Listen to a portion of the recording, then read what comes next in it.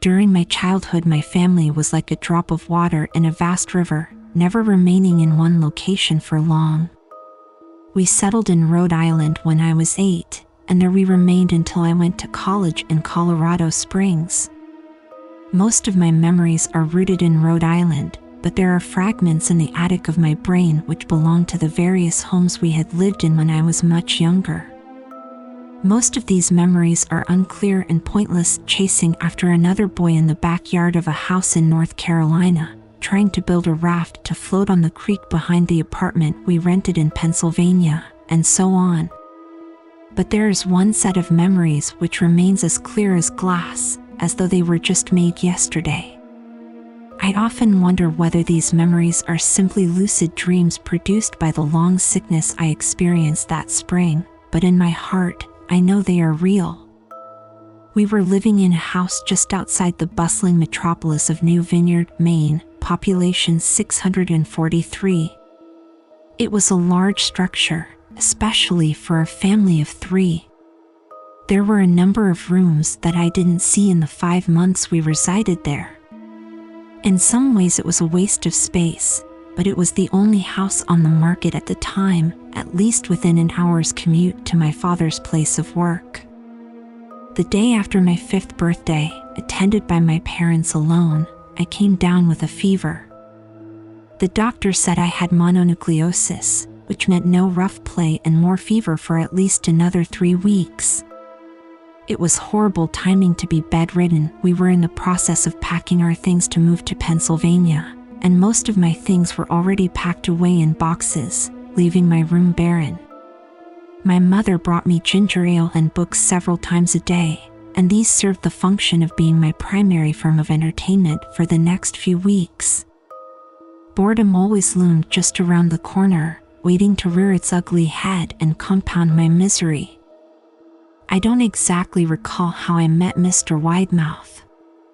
I think it was about a week after I was diagnosed with mono.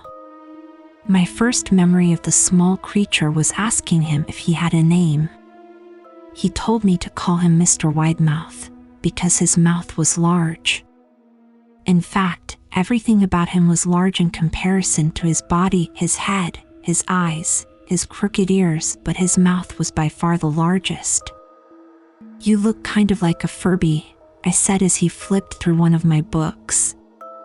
Mr. Widemouth stopped and gave me a puzzled look. "Furby? What's a Furby?" he asked. I shrugged. "You know, the toy. The little robot with the big ears. You can pet and feed them, almost like a real pet." "Oh." Mr. Widemouth resumed his activity. "You don't need one of those. They aren't the same as having a real friend." I remember Mr. Widemouth disappearing every time my mother stopped by to check in on me. "I lay under your bed," he later explained. "I don't want your parents to see me because I'm afraid they won't let us play anymore." We didn't do much during those first few days. Mr. Widemouth just looked at my books, fascinated by the stories and pictures they contained. The 3rd or 4th morning after I met him, he greeted me with a large smile on his face. "I have a new game we can play," he said. "We have to wait until after your mother comes to check on you, because she can't see us play it. It's a secret game." After my mother delivered more books and soda at the usual time, Mr. Widemouth slipped out from under the bed and tugged my hand. "We have to go to the room at the end of this hallway," he said. I objected at first, as my parents had forbidden me to leave my bed without their permission, but Mr. Widemouth persisted until I gave in. The room in question had no furniture or wallpaper. Its only distinguishing feature was a window opposite the doorway. Mr. Widemouth darted across the room and gave the window a firm push, flinging it open. He then beckoned me to look out at the ground below. We were on the 2nd story of the house, but it was on a hill, and from this angle the drop was farther than 2 stories due to the incline. I like to play pretend up here, Mr. Widemouth explained. I pretend that there is a big, soft trampoline below this window, and I jump. If you pretend hard enough, you bounce back up like a feather. I want you to try. I was a 5-year-old with a fever, so only a hint of skepticism darted through my thoughts as I looked down and considered the possibility. It's a long drop, I said. But that's all a part of the fun. It wouldn't be fun if it was only a short drop. If it were that way, you may as well just bounce on a real trampoline. I toyed with the idea, picturing myself falling through thin air only to bounce back to the window on something unseen by human eyes. But the realist in me prevailed. Maybe some other time, I said. I don't know if I have enough imagination. I could get hurt. Mr. Widemouth's face contorted into a snarl, but only for a moment. Anger gave way to disappointment. If you say so, he said. He spent the rest of the day under my bed, quiet as a mouse. The following morning, Mr. Widemouth arrived holding a small box. I want to teach you how to juggle, he said. Here are some things you can use to practice before I start giving you lessons. I looked in the box. It was full of knives. My parents will kill me, I shouted, horrified that Mr. Widemouth had brought knives into my room, objects that my parents would never allow me to touch. I'll be spanked and grounded for a year. Mr. Widemouth frowned. It's fun to juggle with these. I want you to try it. I pushed the box away. I can't. I'll get in trouble. Knives aren't safe to just throw in the air. Mr. Widemouth's frown deepened into a scowl. He took the box of knives and slid under my bed, remaining there the rest of the day. I began to wonder how often he was under me. I started having trouble sleeping after that. Mr. Widemouth often woke me up at night, saying he put a real trampoline under the window, a big one that I couldn't see in the dark. I always declined and tried to go back to sleep, but Mr. Widemouth persisted. Sometimes he stayed by my side until early in the morning, encouraging me to jump. He wasn't so fun to play with anymore. My mother came to me one morning and told me I had her permission to walk around outside.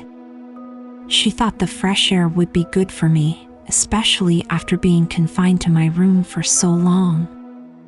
Ecstatic, I put on my sneakers and trotted out to the back porch, yearning for the feeling of sun on my face. Mr. Widemouth was waiting for me. I have something I want you to see, he said. I must have given him a weird look, because he then said, It's safe, I promise. I followed him to the beginning of a deer trail which ran through the woods behind the house. This is an important path, he explained. I've had a lot of friends about your age. When they were ready, I took them down this path to a special place. You aren't ready yet, but one day, I hope to take you there.